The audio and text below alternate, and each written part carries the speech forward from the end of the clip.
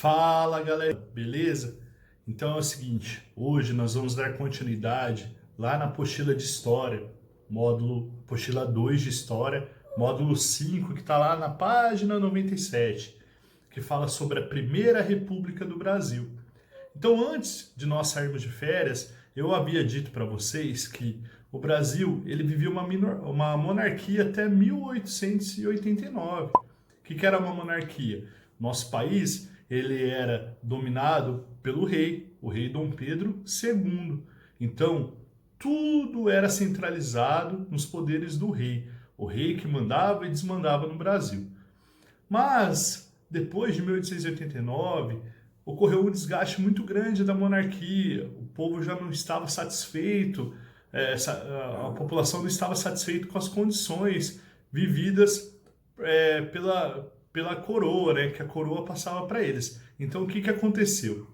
Em 1889, o Brasil passa a ser uma república e ter presidente eleito pelo povo. Então, só recapitulando isso daí, a gente já até fez o exercício 1, né, aí da apostila, lá na página 99 e 100. Nós já fizemos esses exercícios, então nós vamos dar continuidade na página 101. Na página 101, nós temos lá, pessoal, a organização do sistema republicano brasileiro. O primeiro presidente do Brasil é esse senhorzinho que está desenhado aí, ó, que tem essa imagem dele, o Marechal Deodoro da Fonseca. O Marechal Deodoro da Fonseca, ele foi o primeiro presidente do Brasil, tá? Da era republicana. Então, ele fez várias modificações e algumas leis também, né, para organizar melhor o território brasileiro, já que o país ele vinha de uma monarquia, onde toda a riqueza era concentrada nas mãos do Dom Pedro II.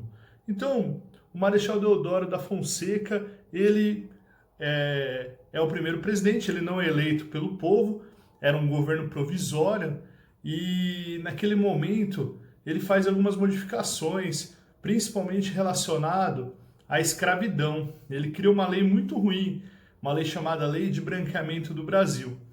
Ele queria que os cafeicultores não contratassem ex-escravos africanos para trabalhar nas lavouras de café. E sim, ele queria que europeus viessem para substituir a ex-mão de obra escrava. Então ele queria que europeus viessem para o Brasil para trabalhar no lugar dos ex-escravos, já que a abolição da escravatura foi assinada no ano anterior, em 1888. Tá bom? Então, pessoal, vamos lá. Atividade 1, lá na página 103, fala assim, ó. Abro aí na página 103. Até a proclamação da República, em 15 de novembro de 1889, o Brasil era governado pelo imperador Dom Pedro II. Com a mudança do regime político, quem passou a governar o país?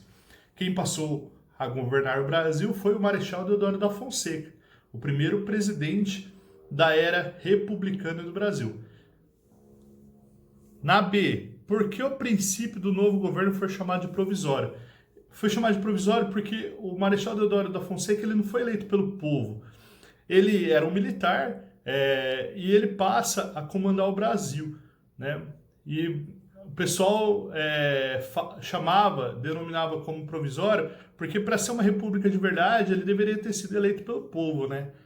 Algo que não foi. 2.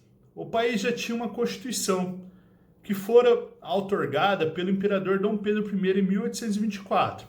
Constituição é um conjunto de leis onde as pessoas devem seguir para um país ficar mais organizado. Por que após a proclamação da República foi necessária a elaboração de outra Constituição? Bom, as leis da época da monarquia não funcionavam na República, porque as leis na época da monarquia foram feitas todas para beneficiar a coroa, o rei, né? O Dom Pedro II.